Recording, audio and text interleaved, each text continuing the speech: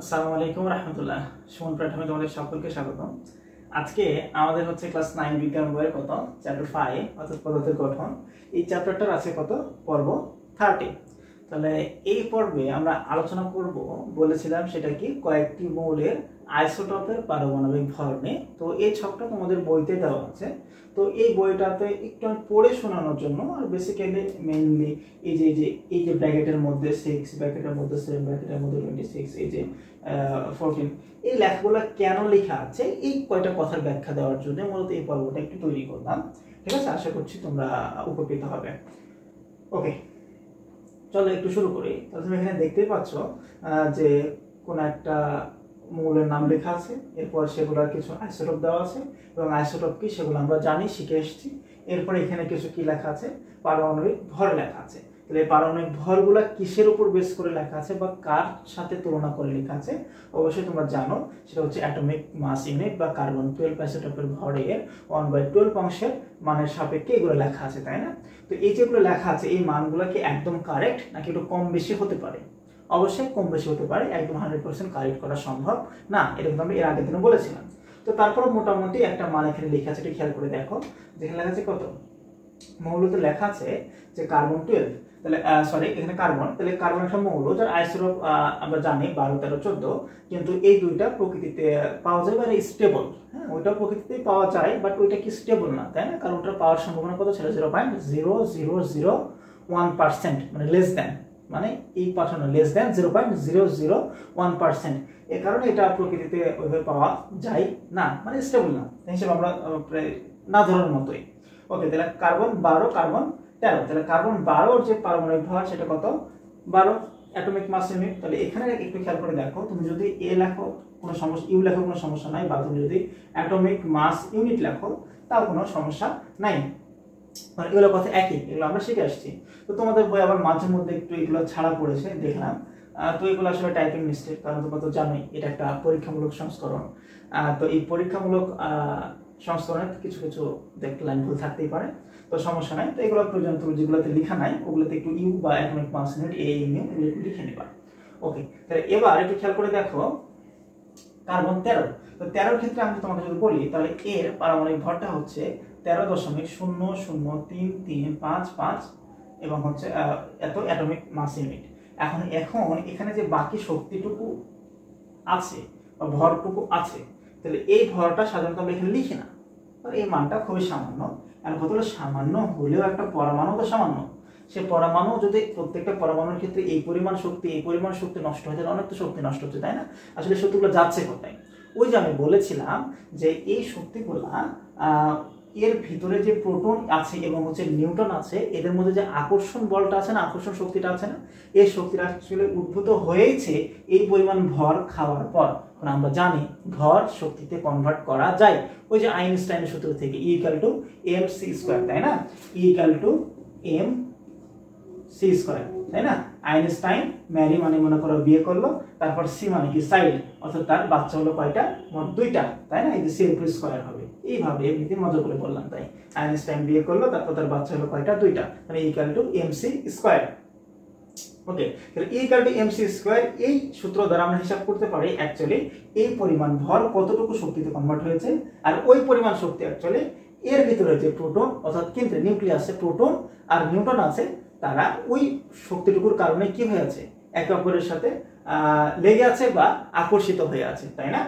এরপরে আমি যদি ক্লোরিনের কথা বলি, তাহলে এই ক্লোরিন এর ক্ষেত্রে দেখতে পাচ্ছি আমরা ভরটা কত 34.9698 অ্যাটমিক মাস ইউনিট, এবং ক্লোরিন 37 এর ক্ষেত্রে 36.596 অ্যাটমিক মাস ইউনিট। এরপরে চলে আসো কপারের ক্ষেত্রে।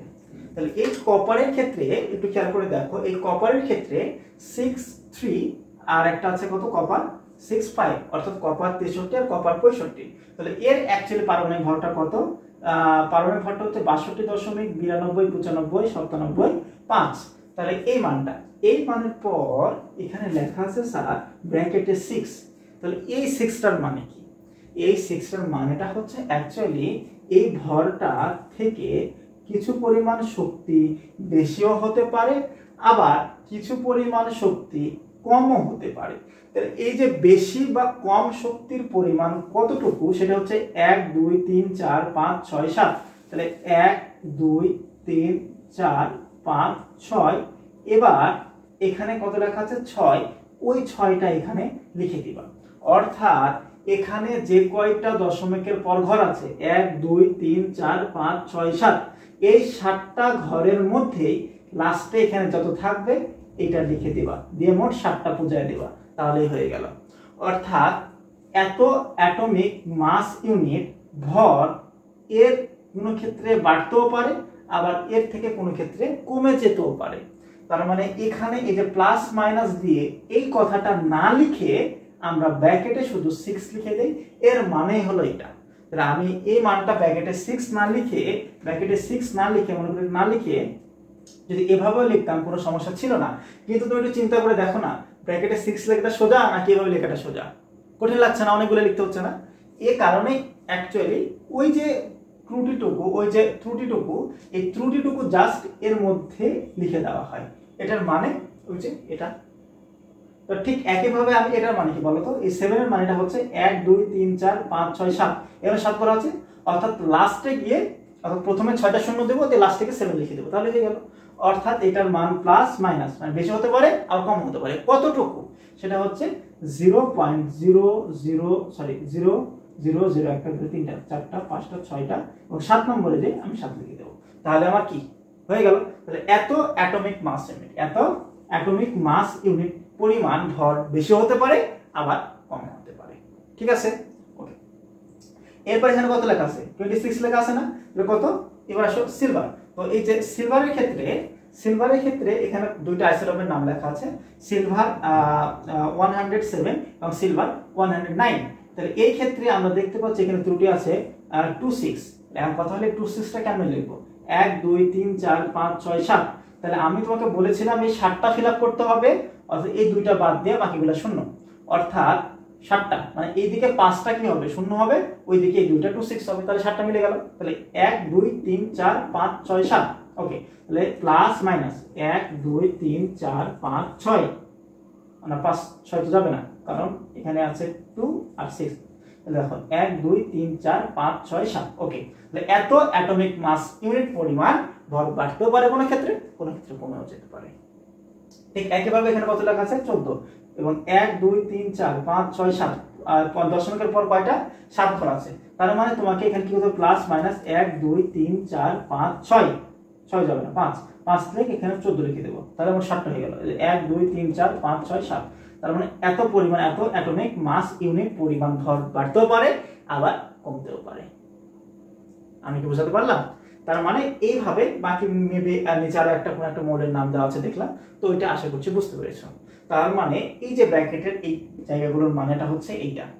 তো আশা করছি এই যে মৌলগুলোর ভর কিরকম, কিভাবে লিখতে হয় বা কিভাবে পড়তে হয় এবং কোনগুলোর মিনিং কি, এবং অ্যাকচুয়ালি এখানে লেখা আছে 13, এখানে 13 পর কিছু আছে 35, এখানে দেখো, এখানে একটু খেয়াল করে দেখো, এখানে যে 34.96 মানে 35 ধরে নেওয়া হয়েছে।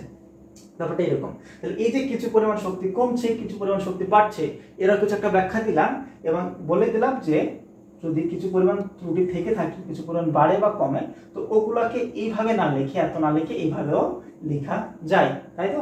তাহলে আশা করছি এই ব্যাপারগুলো নিয়ে আর কোনো প্রবলেম থাকার কথা না, বোঝার কথা। এরপরও যদি না বুঝে থাকো, কোনো প্রবলেম থেকে থাকে, তাহলে একটু এই ভিডিও নিচে একটু লেখো তোমার কি প্রবলেম হচ্ছে।